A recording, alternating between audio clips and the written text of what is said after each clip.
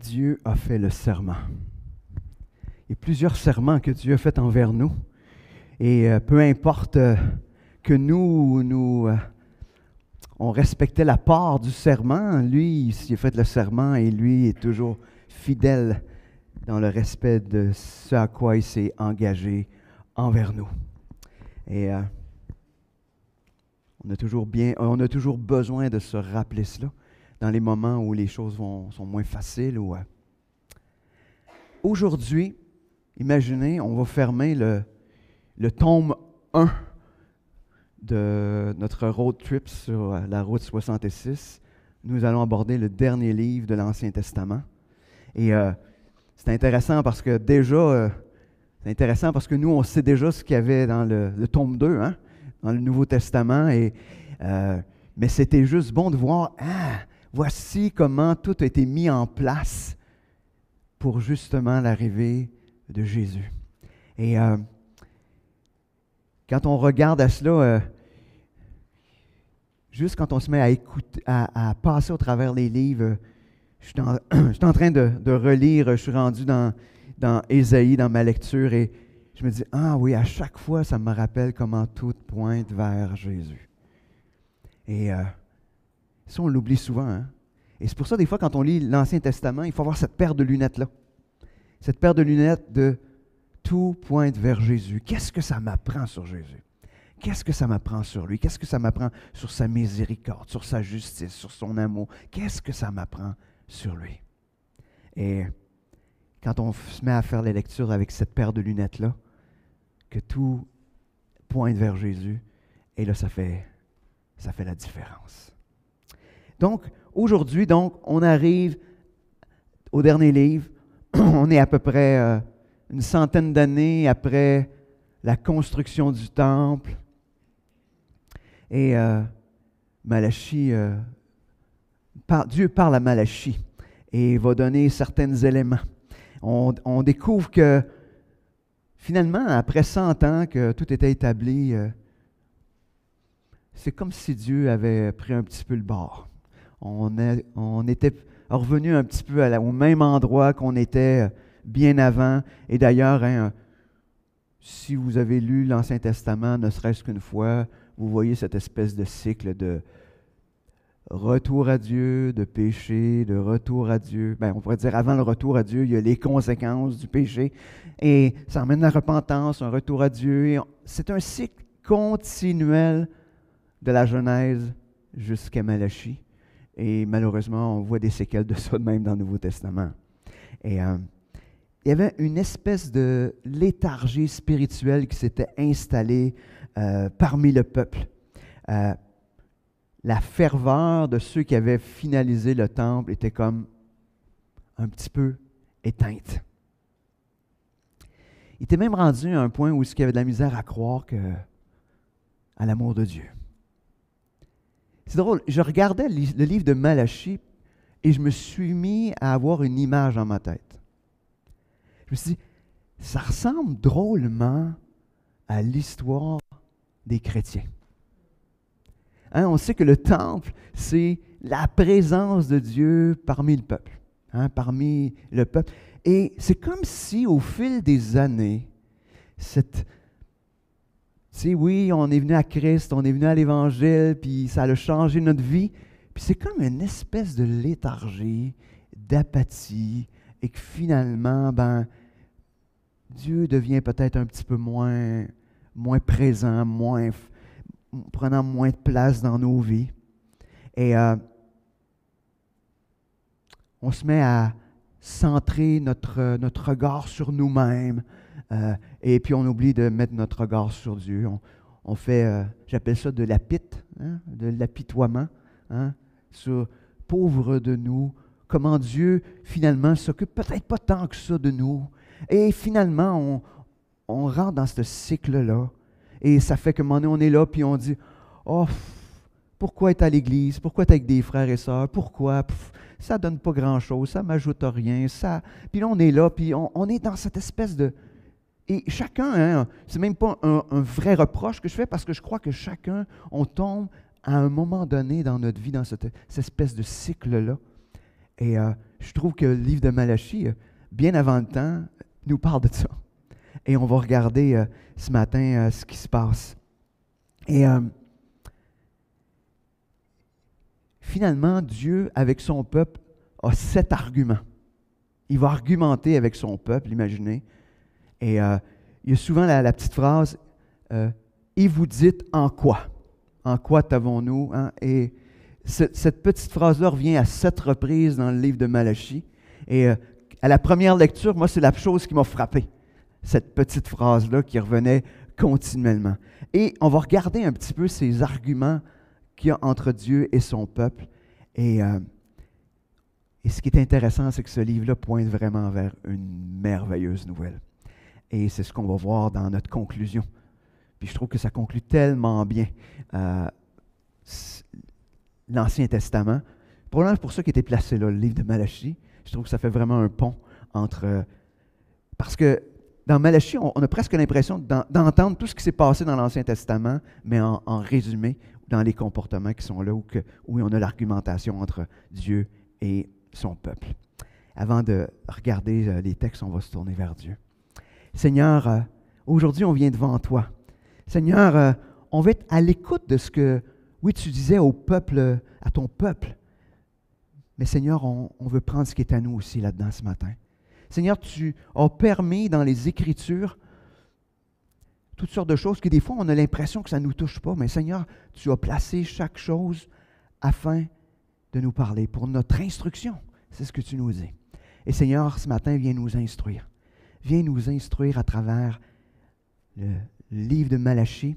Et Seigneur, ce qu'on veut, c'est apprendre à être de plus en plus proche de toi.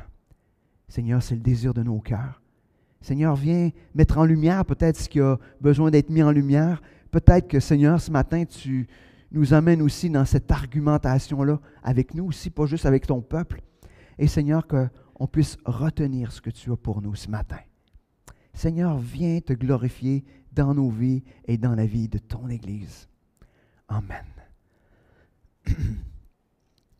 Excusez-moi. Peux-tu juste fermer le...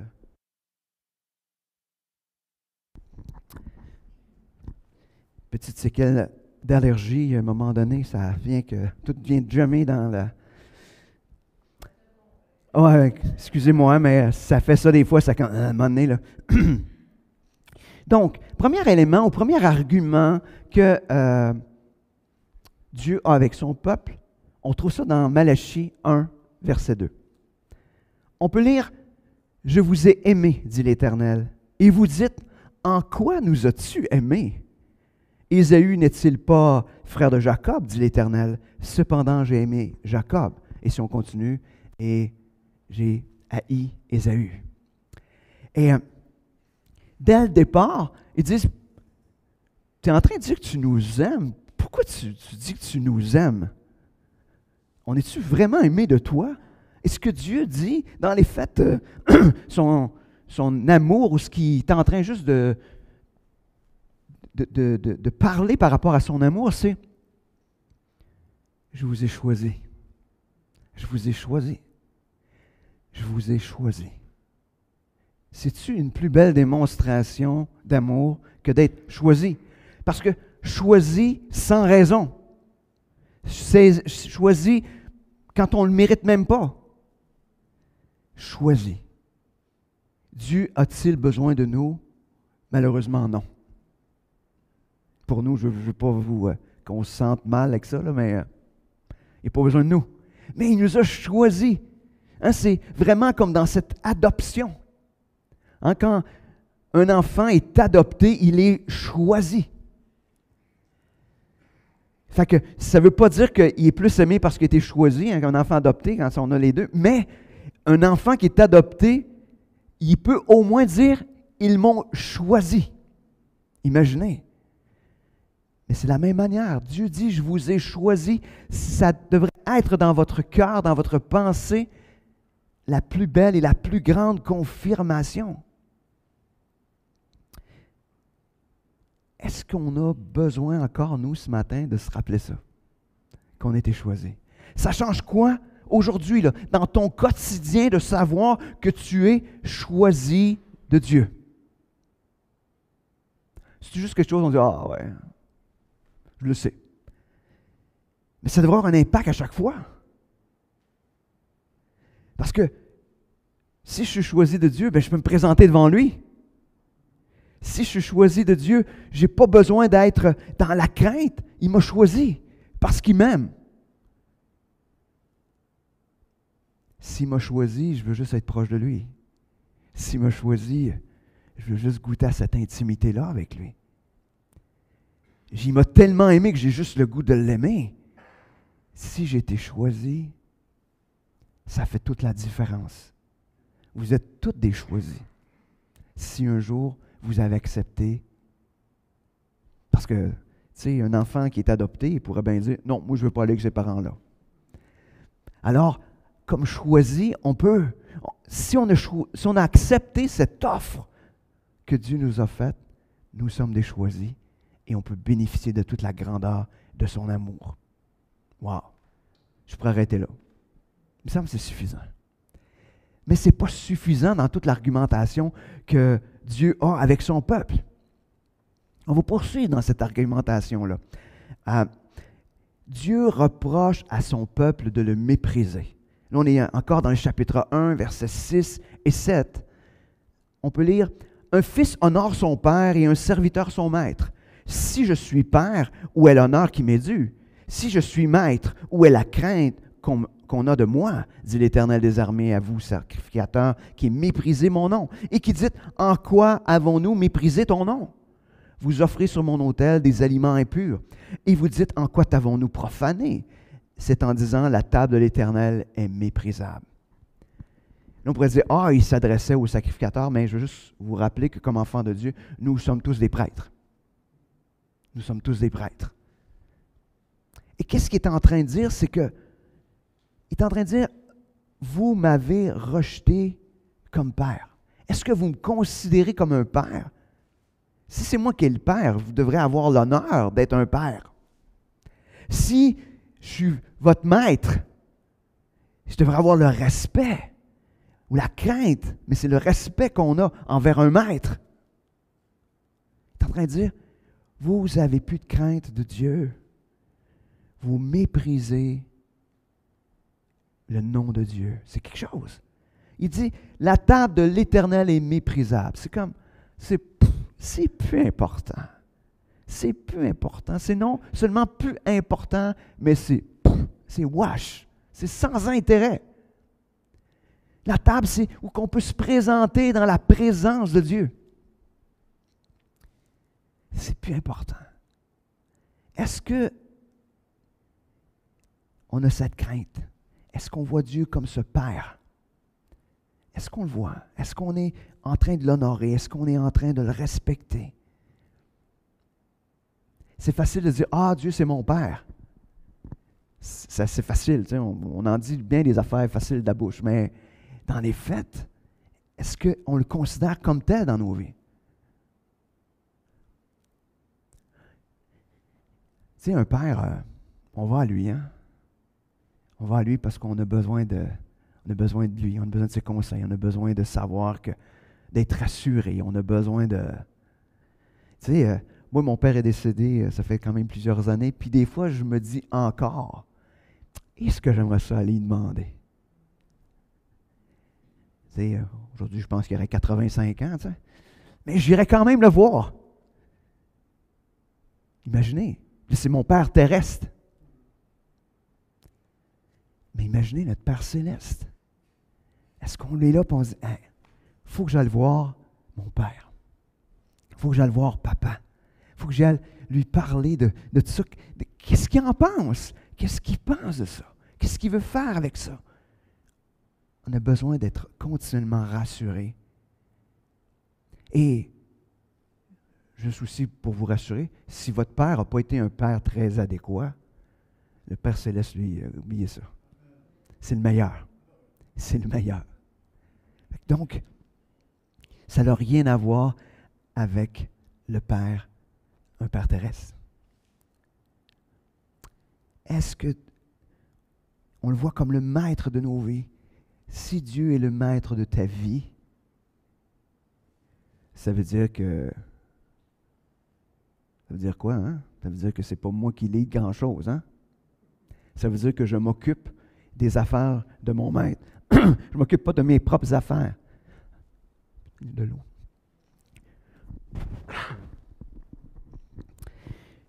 Donc, ça veut dire que je m'occupe des affaires de mon Père. Je ne m'occupe pas de mes affaires à moi. Est-ce qu'on est beaucoup plus centré sur nos affaires? Oui. Hein? Je posais la question, c'est d'y répondre. On est tellement concentré sur nos choses. Est-ce que Dieu est en train de nous dire, ah, ben je ne veux pas que vous fassiez s'occuper de vos affaires? Non. Mais il est juste en train de dire, mettez en premier lieu mes affaires. Qu'est-ce que Dieu veut? Est-ce qu'on est en train de s'inquiéter, de se questionner sur Dieu, sur ce qu'il veut, ce qu'il désire pour nous? Est-ce que nous sommes en train de faire cela?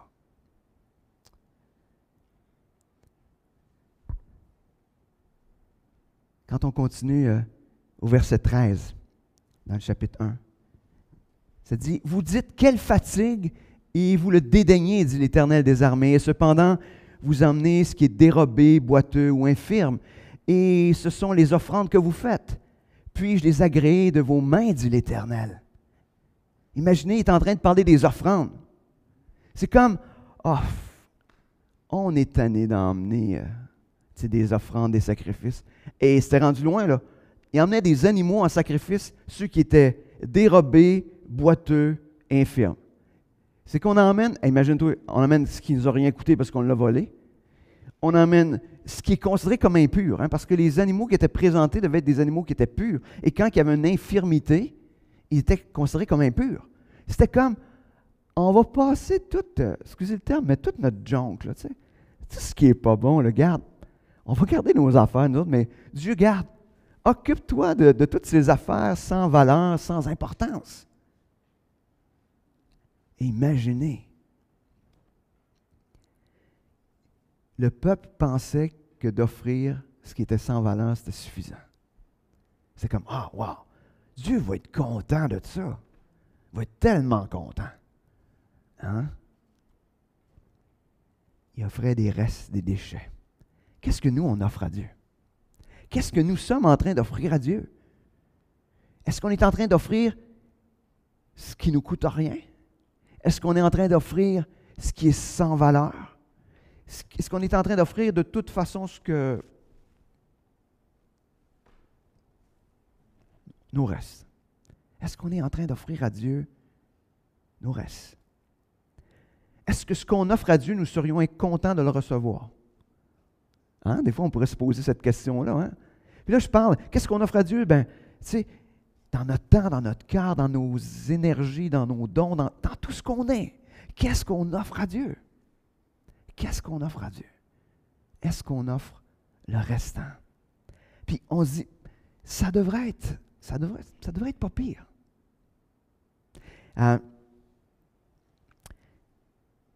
Je me souviens, je lisais la biographie d'Hudson Taylor. Puis là, je l'écoute. Je la lis. Moi, tu sais, j'écoute des fois plein d'affaires, mais là, ça, je l'ai lu vraiment. Je lis l'histoire, puis là, tu réfléchis à sa manière de réfléchir. Puis là, tu dis, lui, le péché, c'était péché bien avant que ça soit péché pour nous ici aujourd'hui, là. Puis là, tu dis, ben voyons donc. Un peu malade, c'est un peu excessif. C'est excessif, cette crainte ou cette crainte de déplaire à Dieu ou de considérer péché des choses que aujourd'hui, on n'est pas, écoute, on est vraiment plus loin que ça avant de commencer à considérer que c'est peut-être péché. Puis là, je me suis dit, ben voyons non, il va trop loin. Dieu ne nous demande pas ça. Ça, tu dis ça juste une fois, tu sais. Puis le Saint-Esprit, il vient de parler. Puis il dit, ça se peut-tu que ce soit toi? Ça se peut-tu que ce soit notre société d'aujourd'hui, le christianisme d'aujourd'hui qui a amoindri le péché? Qui a amoindri. Je crois que souvent, quand nous, on considère qu'on a péché, ça fait une méchante escousse qu'on a péché. Ça s'est passé bien avant, malheureusement. Puis je me parle à moi-même, là, parce que ce que je vous raconte, c'est moi qui ai lu la biographie d'Hudson Taylor. Mais je vois que, est-ce qu'on est là, puis que c'est pas grave, c'est pas grave. Et ça continue un petit peu, quand on arrive à Malachie 2, versets 10 à 14, et il part d'un texte à la fois, il met ensemble l'aspect de l'infidélité à l'alliance conjugale, mais aussi l'infidélité à Dieu ou l'idolâtrie. Mais on va lire ce texte-là, à partir du verset 10. « N'avons-nous pas tous un seul Père? N'est-ce pas un seul Dieu qui nous a créés? Pourquoi donc sommes-nous infidèles l'un envers l'autre et profanant l'alliance de nos pères? Judas s'est montré infidèle et une abomination a été commise en Israël et à Jérusalem, car Judas a profané ce qui est consacré à l'Éternel, ce qu'aime l'Éternel. Il s'est uni à la fille d'un Dieu étranger.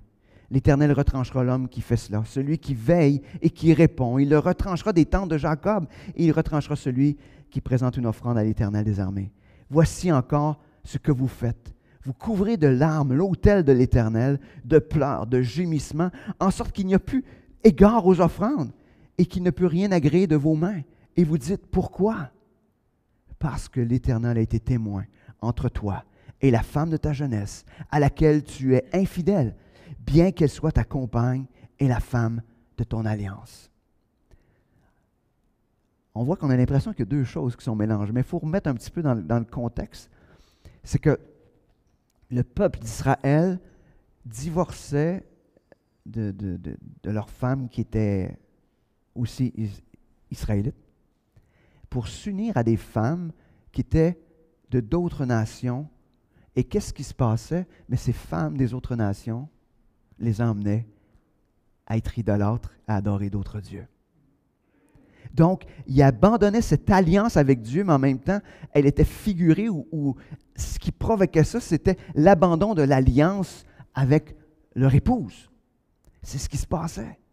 Et Dieu avait averti, ne créez pas d'alliance avec des femmes étrangères parce qu'ils vont vous entraîner vers d'autres dieux. Et on a l'histoire flagrante avec Salomon. Salomon, lui, il est allé abondamment. Hein? On sait qu'il y avait quand même plusieurs femmes et concubines. Mais ce que ça nous dit à la fin de la vie de Salomon, c'est que ça l'a conduit dans l'idolâtrie. Il a élevé des autels à tous les dieux et ça l'a conduit dans l'idolâtrie. Puis là, on pourrait dire, ben, voyons donc, en quoi ça nous touche, là? Avec quoi faisons-nous alliance aujourd'hui? À quoi est-ce qu'on s'attache, qui n'est pas nécessairement, qui est contraire ou qui peut peut-être même paraître correct d'une première vue, mais qu'on va s'attacher à cela puis que ça va nous éloigner de Dieu? Qu'est-ce qui est important dans notre vie qui nous éloigne de Dieu? Je voudrais, un idole dans notre vie, c'est tout ce qui nous éloigne de Dieu. Fait que peut-être que notre liste peut être importante. Mais si ce matin, là, on en prenait juste une, chacun, là, je ne vous demande pas de nommer rien, là, mais une des choses qui est peut-être dans votre vie, puis que vous dites, bon, quand je mets mon emphase ou mon intérêt là-dedans, ça m'éloigne de Dieu. Ça m'éloigne de Dieu. Peut-être qu'il y en a qui disent, ah non, il n'y en a pas. Ah, OK, qu'est-ce qui ne te rapproche pas de Dieu d'abord? Tu sais, il y en a qui...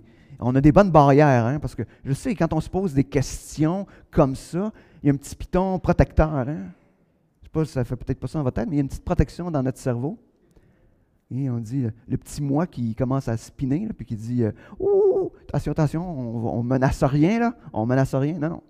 Fait que donc, qu'est-ce qui nous, mettons, au moins, ne nous rapproche pas de Dieu, même qui est stable? Je crois que tout ce que nous faisons devrait contribuer d'une manière ou d'une autre à nous rapprocher de Dieu. Puis là, vous dites, ouais, mais mon travail, ça me rapproche de Dieu. Bien, ça devrait. Pourquoi? Parce que ça devrait nous emmener dans une dépendance à Dieu. Ça devrait nous emmener d'une certaine manière à chercher sa volonté. Ça devrait nous emmener là. Donc, est-ce que des alliances ou est-ce que des engagements qu'on a dans nos vies qui nous éloignent de Dieu? Aujourd'hui, il y en a plein. Je reviens toujours avec les mêmes, tu sais, la technologie, hein? Facebook, Instagram. C'est fascinant, hein? Instagram, c'est la plus grande exposition de soi-même. À la quantité de selfies qu'il y a là-dessus, je vais vous dire. Pour les vieux qui ne savent pas c'est quoi, là, c'est une photo de soi-même. Vous savez qu'on met sur un... non, pour cas où, tu sais, parce que... Pour ceux qui savent... Tu sais, puis que là, c'est comme, ah, waouh, waouh, puis là, tout le monde commente, c'est comme, ah, t'es beau, t'es belle, t'es fin, t'es ci, t'es ça, t'es... Hein? Mais jamais ça nous approche de Dieu. Parce que quand on fait ça, on est en train d'adorer la créature au lieu du Créateur. Ah, je suis déjà en train de faire mon bout de mon message la semaine prochaine. Hein, je vais être dans Romains. Hein, fait que, mais c'est ce qui se passe. Continuons. Dieu accuse par la suite son peuple d'avoir une mauvaise compréhension de qui il est, de sa grâce, de sa justice. Le peuple a une croyance ou des croyances erronées à propos de Dieu. On voit dans Malachie 2, verset 17, « Vous fatiguez l'Éternel par vos paroles. » Ça commence rough un peu, hein? Et vous dites, « En quoi t'avons-nous fatigué? » C'est en disant, « Quiconque fait le mal est bon aux yeux de l'Éternel. » Et c'est en lui qu'il prend plaisir. Ou bien, il est le Dieu où est le Dieu de la justice? Wow! Ils sont en train d'accuser Dieu de prendre plaisir au mal. Ils sont en train d'accuser Dieu d'aimer davantage ceux qui font le mal que ceux qui font le bien. Ils sont finalement en train d'accuser Dieu d'être un Dieu injuste. Souvent, quand on vit des temps difficiles, notre croyance réelle de ce qu'on croit réellement à propos de Dieu vient rapidement en lumière. Quand ça va bien, tout va bien. Ça a l'air correct. Mais quand les choses commencent à être difficiles dans nos vies, tout ce que l'on croit à propos de Dieu, vrai ou faux, ça l'émerge. Si vous avez vécu des fois des temps difficiles, on peut tout le monde comprendre les erreurs de pensée, ou je devrais dire les mensonges qu'on croit à propos de Dieu, qui sont là, qui sont mis en lumière. Est-ce que, hein, quand les choses ne vont pas bien, des fois dans notre santé, des fois on fait comme, « Oh Dieu, pourquoi? Pourquoi? Que j'ai fait? Es-tu en train de qu'est-ce que j'ai fait? » Tu sais, on est en train de dealer. Là, on oublie que Dieu, il ne fait pas ça. Dieu nous aime. Dieu prend soin de nous. Oui, il y a des épreuves dans notre vie, mais Dieu est là. Puis plein d'autres situations. Quand on vit des choses difficiles, alors, quels sont les mensonges que vous croyez à propos de Dieu ce matin? Quand vous vivez des choses difficiles, qu'est-ce qui émerge en premier? Qu'est-ce que vous dites? Qu'est-ce que vous pensez? Parce que des fois, on ne le dit pas, mais ça se passe dans notre tête. Ou qu'est-ce que les autres voient de vous? Parce que des fois, ça sort même pas, même si ce n'est pas clair dans notre tête, mais nos comportements parlent tellement fort. Ils parlent tellement fort. Fait que si vous ne savez pas, parlez-en à la personne proche de vous, hein, votre épouse, votre époux, des gens qui vous connaissent bien, et ils vont vous dire immédiatement. Ben, ça va dépendre, il faut que vous soyez capable de le prendre, parce qu'il faut avoir le courage de le demander à quelqu'un, à dire, c'est quoi les mensonges que tu penses que je crois à propos de Dieu? Là, on répond, veux-tu vraiment le savoir? Mais soyons honnêtes, parce que ces croyances-là vont inévitablement, quand ils vont être mis en lumière, vont inévitablement nous emmener dans la repentance. Puis à se tourner vers Dieu et dire, Seigneur, je te demande pardon de croire ça à propos de toi. Viens transformer. Viens changer, viens mettre la vérité à la place du mensonge. Continuons. Malachie 3, 7. Depuis le temps de vos pères, vous vous êtes écartés de mes ordonnances. Vous ne les avez point observées. Revenez à moi, et je reviendrai à vous, dit l'Éternel des armées. Et vous dites, en quoi devons-nous revenir? Wow, hein? Le cœur, il est endurci. Ils ne voient plus l'état de leur cœur. Ils ne voient plus le péché qui est en eux. Ils ne voient plus ça. Un peu comme je vous disais tantôt avec mon histoire de Hudson Taylor. Tu sais. C'est comme, des fois on est là, puis on ne voit plus nous-mêmes, dans nos cœurs, le péché, des fois qui peuvent être là, puis c'est comme, en quoi, Seigneur? Je ne sais pas si vous êtes comme moi. Moi, ça m'arrive des fois de vivre ça, mais peut-être que je ne devrais pas dire ça. En tout cas. Intérieurement, il y a quelque chose que tu sais que c'est potentiellement péché. Okay? Puis là, il y a comme une espèce de petit, un petit débat intérieur. Là, tu sais. Puis là, tu fais comme, ouais, mais je pouvais faire ça parce qu'il y a ça. Puis il me semble que j'ai des bonnes raisons. Il me semble que. Puis, ben, c'est à cause de l'autre que j'ai fait ça. Puis, puis là, finalement, à la fin, on réussit à se trouver une espèce d'argument pour défendre notre péché. Mais au bout, on se sent tellement mal pareil. On a un argument là, dans notre tête qui est full logique, mais le cœur, il est comme... Mais comme enfant de Dieu, on devrait vivre ça comme ça. Parce qu'il va les avoir, ces débats-là, dans nos cœurs.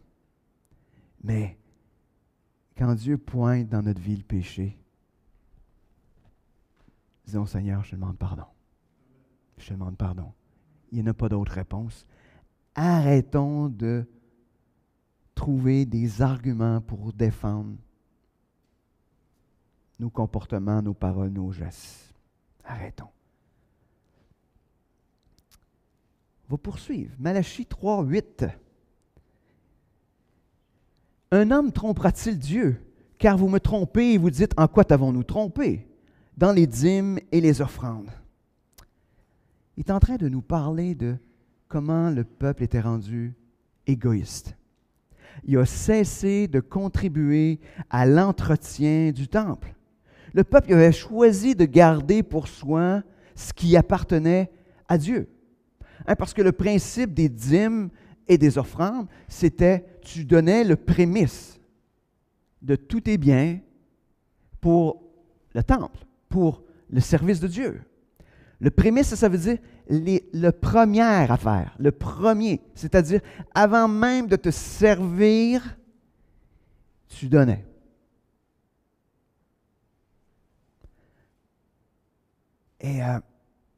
Et cette contribution, ces dîmes ou ces offrandes étaient à la fois, oui, monétaires, mais il était aussi des animaux pour les offrandes. Il était très largement, c'était quand même, ça incluait beaucoup de choses. Pourquoi vous pensez qu'il faisait ça? Pour la même raison qu'aujourd'hui on fait la même chose. Parce qu'on pense que Dieu ne s'occupera pas de nous. Alors, si Dieu ne s'occupe pas de moi, je vais m'occuper de moi. Alors, je vais me servir. Et quand je m'aurai servi dans tout ce que le Seigneur m'a donné, parce que moi, j'aime inclure là-dedans tout ce que le Seigneur t'a donné, tes dons, toutes tes capacités. Quand je me serai servi dans tout ce que le Seigneur m'a donné, je verrai, si j'y pense, de contribuer. Ça montre tout l'égoïsme centré sur soi, centré sur combler nos besoins, combler ce qu'on aime, ce qu'on veut. C'est intéressant parce qu'un petit peu plus loin, au verset 10, Dieu il les interpelle à le mettre à l'épreuve. Il dit, apportez à la maison du trésor toutes les dîmes, afin qu'il y ait de la nourriture dans ma maison. Mettez-moi de la sorte à l'épreuve, dit l'Éternel des armées. Et vous verrez si je n'ouvre pas pour vous les écluses des cieux, si je ne répands pas sur vous la bénédiction en abondance. Il est en train de dire, vous pensez ça, là? Mais mettez-moi à l'épreuve. Vous pensez que je ne m'occuperai pas de vous? Il dit, mettez-moi à l'épreuve. Êtes-vous prêt à prendre ce risque de mettre Dieu à l'épreuve? Ce qu'il est en train de dire. Mais ce qui est intéressant, c'est, il dit, si vous me mettez à l'épreuve, je vais ouvrir les écluses des cieux. Je vais répandre sur vous la bénédiction en abondance. Là, je ne suis pas en train de faire l'évangile de prospérité. Ce n'est pas ce que je dis. Mais nous sommes obligés de reconnaître que chaque fois qu'on fait confiance à Dieu dans une situation, Dieu ne donne pas juste ce qu'il faut. Dieu ne donne pas juste la base. Il donne toujours en surplus. Il donne toujours d'une manière qu'on fait comme, ben voyons, on avait demandé ça, puis Dieu donne ça. Puis là, on se dit, ben pourquoi? Qu'est-ce qui se passe? Seigneur, comment ça que tu me bénis de cette manière-là? Dieu prend soin de nous. Pourquoi? Parce qu'il nous a choisis, puis parce qu'il nous aime. Et Dieu prend soin de nous. Puis je crois que la plus grande abondance, c'est cette intimité avec Dieu. C'est de savoir qu'on est près de lui, puis qu'on peut avoir cette relation-là avec lui. Il n'y a pas de plus belles affaires que ça. Quand même, on n'aurait plus rien. Hein? Il y avait un livre qui était écrit Jésus plus rien égale tout. C'est une belle équation. Mais est-ce qu'on croit qu'on a tout en Jésus? Parce qu'il prenait l'équation en disant tout moins Jésus égale à rien. Oups. Aussi, imaginez. Mais c'est ça, des fois, on inverse cette équation-là. On pense à nous, puis après ça. Mais si à la place, on était de ceux qui contribuent généreusement au royaume de Dieu. Puis là, je ne parle pas juste financièrement, je ne veux pas mettre l'emphase nécessairement là-dessus, mais sur l'emphase de tout ce que Dieu vous a donné, dans vos dons, dans tout ce que vous êtes, vos capacités. Wow! Si on faisait cela. Si aujourd'hui, on commençait à redonner à Dieu ce qui lui appartient. Puis tout ce qu'on investit pour le royaume, c'est jamais perdu. C'est jamais perdu. Tu sais, si vous êtes des gens qui aiment investir, là, je vous parle de l'investissement à plus haut rendement. Il n'y a pas de rendement plus élevé que d'investir avec tout ce qu'on est dans le royaume de Dieu. Il n'y a pas de meilleur investissement que cela. En plus, imaginez, on va voir vraiment le résultat de notre investissement un jour quand on va être en présence de Dieu. Là. Wow!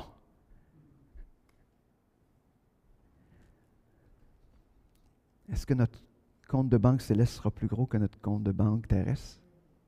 Hein? C'est peut-être une bonne question à se poser. Continuons.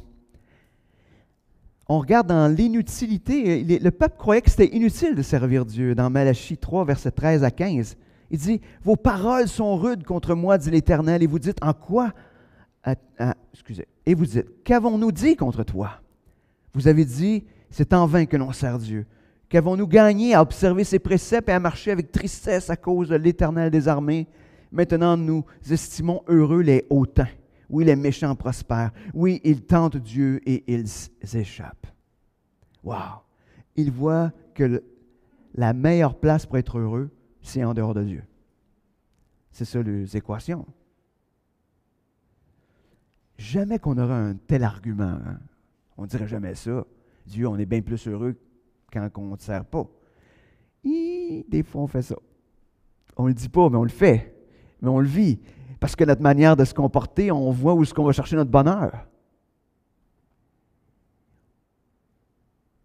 Si on se parlait, là, tu sais, puis on était juste en train de s'écouter, puis qu'on disait, puis là, à quel moment dans votre vie les yeux allument? Quand vous êtes en train de parler de quoi? Qu'est-ce qui fait que vos yeux font comme, oh, qu'est-ce qui... Je ne sais pas.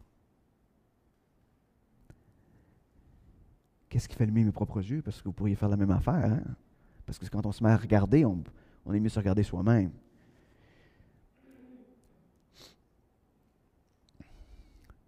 Est-ce qu'on peut être en mesure justement de voir qu'en Dieu, il n'y a pas de plus belle place? Puis le bonheur, il est là. La différence, c'est que ce qu'on oublie, c'est que la justice de Dieu va s'accomplir d'une manière peut-être pas... imaginez, si les gens qui ne connaissent pas Dieu puis ils ne veulent rien savoir de Dieu, qui ont un peu de bonheur sur terre, ben, sachant que c'est le seul qu'ils auront. S'ils refusent cette offre qu'il leur est faite. Et ça, c'est triste. Ça ne devrait pas nous emmener à sentir hautain.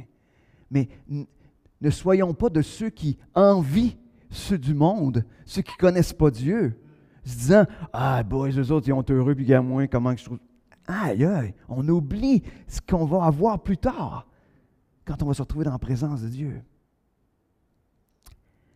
Mais je veux finir en vous parlant de ce qui est merveilleux dans le livre de Malachie, que j'appelle la transition. La transition vers le Nouveau Testament, qui est là, clairement. Malachie 3, 16 à 18.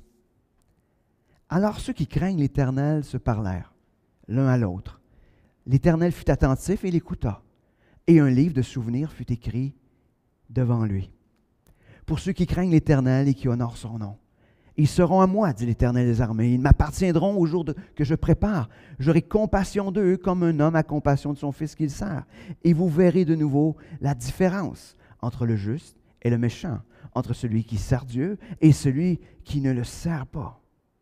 Imaginez un livre de souvenirs qui est ouvert devant Dieu et qui est écrit. Et vous êtes dans ce livre des souvenirs-là. Vous êtes dans ce livre-là.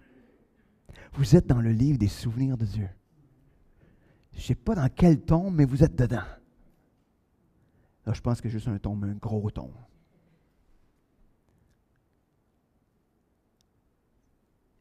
Et le nom est écrit là.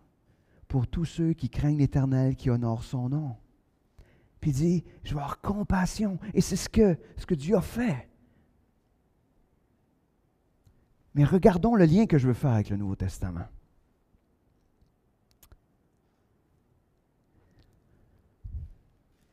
Dans Malachie, il nous présente la venue de Jésus et la venue de Jean-Baptiste. Malachie 3.1. Voici, j'enverrai mon messager. Il préparera le chemin devant moi. Et soudain entrera dans son temple le Seigneur que vous cherchez. Et le messager de l'alliance que vous désirez, voici, il vient, dit l'Éternel des armées. Imaginez, il est en train de nous parler du messager qu'il va envoyer devant lui. Et ce messager a été Jean-Baptiste. D'ailleurs, je vais vous lire un autre verset un petit peu plus loin qui va dans ce sens-là, mais non seulement Jean-Baptiste, mais ce qui n'est pas clair dans ce texte-là, c'est est-ce que c'est Jean-Baptiste? Est-ce que Jean-Baptiste a été vraiment l'annonce qu'on voit dans Malachie 4, versets 5 et 6, qui dit « Voici que je vous enverrai Élie, le prophète, avant que le jour de l'Éternel arrive, ce jour grand et redoutable. Il ramènera le cœur des pères à leurs enfants et le cœur des enfants à leurs pères, de peur que je ne vienne frapper le pays d'interdit. » Il est associé à Jean-Baptiste dans les évangiles. Mais on voit qu'il n'y a peut-être pas totalement l'accomplissement. Peut-être que c'est les messagers qu'on retrouve dans l'Apocalypse à la fin des temps aussi. Donc, peu importe, je pense que ça touche les deux. Je pense que ça touche les deux. Mais ça nous annonce la venue de Jésus. Jésus qui va venir comme on a vu la semaine passée. Il est venu, nous on sait, il est venu une première fois, mais on sait qu'il va revenir une deuxième fois. Imaginez un message de réconciliation. Un message de réconciliation, oui, il parle entre père et enfant, mais c'est un message aussi de réconciliation entre le Père céleste et ses enfants.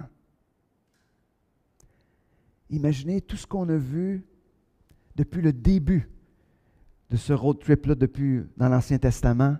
Ce qu'on a vu, c'est le peuple de Dieu qui a lamentablement échoué.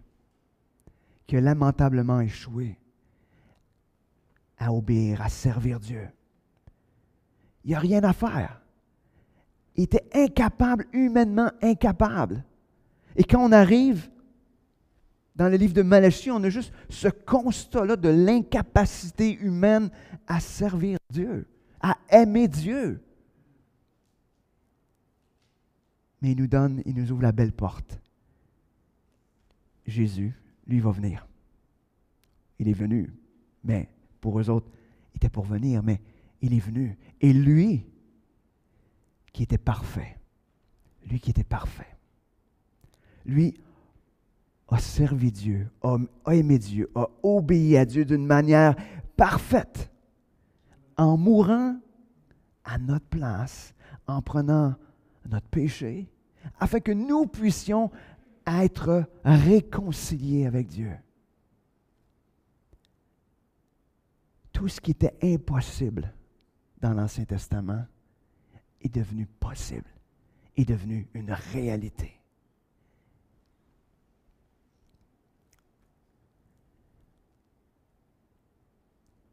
Alors, soyons pas comme le peuple dans le livre de Malachie qui était en argument avec Dieu. Cessons de chercher à vivre notre vie sans Dieu parce que tout l'Ancien Testament nous a démontré que ça donne à rien, que ça ne marche pas. Puis pour un chrétien, ça ne marche pas non plus. Laissons la vie de Christ, celui qui était annoncé dans l'Ancien Testament, mais qui est maintenant une réalité vivante pour nous. Laissons la vie de Christ transformer notre vie, ou commençons à vivre la vie de Christ au lieu de vivre notre propre vie. Et c'est ce que je crois que tout l'Ancien Testament et le livre de Malachie vient nous pointer ce matin. Et quand on va commencer la semaine prochaine, on va être dans le Nouveau Testament, on va tout simplement regarder pendant toutes les semaines du reste du Nouveau Testament, on va tout simplement regarder comment on vit comme enfant de Dieu entre les deux venues de Jésus. Entre sa première qui est déjà arrivée et celle qui est à venir. Qu'est-ce que c'est être un enfant de Dieu entre les deux venues de Jésus? Et c'est ce qu'on va regarder. Donc, vivons la vie de Christ. Cessons de chercher à vivre nos propres vies par nous-mêmes. Prions. Seigneur Dieu, ce matin, merci. Merci de nous ramener là encore, de nous rappeler que sans toi, nos vies n'ont pas de sens. Que sans toi, on n'est pas capable de t'aimer, on n'est pas capable de te servir, on n'est pas capable d'obéir si tu n'es pas en train de vivre ta vie en nous. Seigneur, ce matin, on veut renoncer à vivre nos vies par nous-mêmes. Ce matin, Seigneur, on veut vivre ta vie. Seigneur, on veut trouver notre joie en toi. On veut trouver notre abondance en toi. On veut trouver ce qui nous rassasie pleinement en toi seul. Seigneur, on veut renoncer à toute cette vie qui n'est pas centrée sur toi, toute cette vie qui nous éloigne de toi, toute cette vie qui ne nous approche pas de toi. Ah oui, Seigneur, viens transformer nos cœurs. Seigneur, on veut s'aligner avec ce que tu es, avec ce que tu crois. Seigneur, on ne veut pas voir le péché juste avec nos propres yeux. Seigneur, on veut voir le péché avec tes yeux, avec ce que toi tu considères comme étant le péché. Seigneur, tu nous appelles à être comme toi, à être saint comme tu es saint. Mais Seigneur, si tu ne fais pas cette œuvre en nous, c'est une cause perdue. Seigneur, viens continuer cette transformation dans nos vies. Et Seigneur, pour ceux peut-être qui ne te connaissent pas encore, ce matin, je te prie que tu puisses te révéler d'une manière toute particulière afin qu'ils puissent te voir comme la seule source de salut, la seule source de joie, la seule source de réconciliation. Merci Seigneur de ce que tu fais et ce que tu vas faire dans nos cœurs, dans nos vies, dans la vie de cette Église, pour ta gloire. Amen. Donc, on va souhaiter bonne semaine à tous ceux qui nous suivent en ligne et que vous puissiez justement vous arrêter sur ce livre de Malachie et sur cette belle réponse. Et on vous invite à, ceux qui nous écoutent encore en ligne, je vous dis, on a de la place. Je vous dirais, il n'y a plus aucune raison de ne pas venir. On a de la place, il n'y a plus de raison. Donc, je vous invite à être là. Et aussi, n'oubliez pas notre rencontre de prière, ceux qui veulent être là, un temps de bénédiction aussi. Donc, bonne semaine.